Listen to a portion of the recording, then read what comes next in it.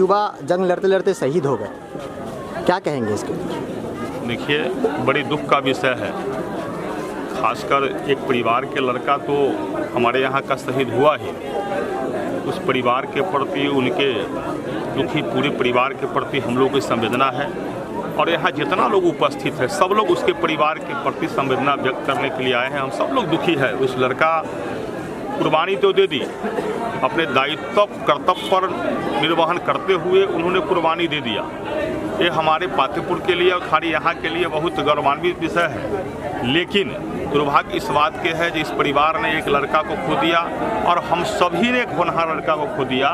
ये दुख का विषय है। हमारी संवेदना पूरी तरह इनके साथ है। लेकिन अभी हमने वैशाली एसपी से कहा कि भाई इसके पत्नी जो है पढ़ी लिखी है, तो कम से कम अनुकंपा के आधार पर इसको तुरंत नौकरी मिलनी चाहिए। एक 25 लाख रुपया सरकार को देने का प्रावधान है। यदि चौकीदार भी ड्यूटी पर कार्यरत है और उसकी मृत्यु होती है तो 25 लाख रुपया उसको दिया जाता है। लेकिन मैं सरकार को मांग कर रहा हूँ कि भाई बालू माफियाओं के द्वारा इस लड़का को जान ली गई है। अब बिहार के अंदर बालू माफिया, दारू माफिया अगर इसी प्रकार जान लेते रहे, पुलिस प्रशासन के भय उसके मन के अंदर नहीं रहे, तो बिहार के लोग सुरक्षित कैसे रह पाएगा। लेकिन इसके परिवार के लोग कम से कम 1 करोड़ रुपया मुआवजा के तौर पर मैं मांग करता हूं बिहार सरकार से कि एक अनुकंपा के आधार पर इसकी पत्नी की नौकरी हो ही, लेकिन मुआवजा के तौर पर 1 करोड़ रुपया, वो 25 लाख रुपया तो सरकारी प्रावधान है। यदि चौकीदार की ही मृत्यु होती है तो 25 लाख रुपया वो देना ही है। वो 25 लाख रुपया देकर बहुत बड़ा कोई उपकार आप नहीं कर रहे हैं। मैं केवल यह मांग कर रहा हूं कि 1 करोड़ रुपया अलग से दीजिए, क्योंकि बिहार के अन्य जिला में भी कहीं इस प्रकार की घटना हुई है तो आपने 1 करोड़ रुपया दिया है।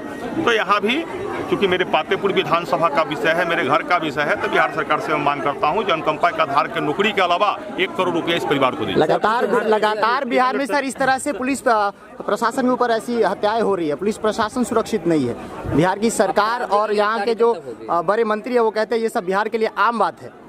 इस पर आप क्या कहना चाहते हैं? आज मैं कोई राजनीति करना नहीं चाहता हूं, दुख का विषय है। लेकिन निश्चित रूप से जिस प्रकार से बिहार में बालू माफिया, शराब माफिया के पीछे पूरी प्रशासन व्यवस्था सरकार लगा हुआ है, तो सरकार के प्रशासन के प्रति निश्चित रूप से माफियाओं का डर समाप्त हो गया है।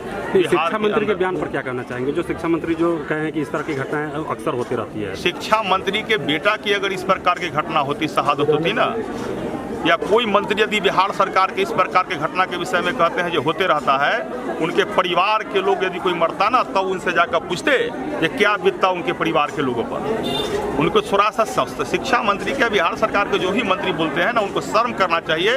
कम से कम संवेदना व्यक्त कर दो यार। इसने लड़का ने शहादत दिया है और शहादत को इस प्रकार को अगर बयान देकर अगर शिक्षा मंत्री या बिहार सरकार के कोई मंत्री यदि अपमानित करते हैं तो ऐसे मंत्री के प्रति मैं खेद प्रकट करता हूँ। सर लगातार बिहार में प्रशासन खुद सुरक्षित नहीं है सर। अभी समस्तीपुर में इसी प्रकार थाना प्रभारी मोहनपुर ओपी थाना प्रभारी को हत्या हुई है जी। शराब में माफियाओं ने हत्या किया है।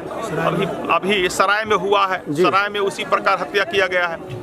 तो अभी जमुई में जैसे हमारे यहाँ पातेपुर के जहाँ पर हम आए हुए हैं कि लड़का का हत्या किया गया माफियाओं, बालू माफियाओं की तरफ। तो मैं तो कह रहा हूँ ना कि बिहार के अंदर बालू माफिया, दारू माफिया को पूरी तरह छूट दी गई है। ये बिहार सरकार केवल लगता है जो दारू बंद है, ये छीट-फूट कर रहे हैं। क्या यही जंगल राज है सर? ये तो होम डिलीवरी हो गई है बिहार के अंदर। अब तो बिहार के नीतीश कुमार जी को शर्म करना चाहिए। दारू के नाम पर लोग की हत्या कराना, बालू के नाम पर हत्या कराना बंद करें।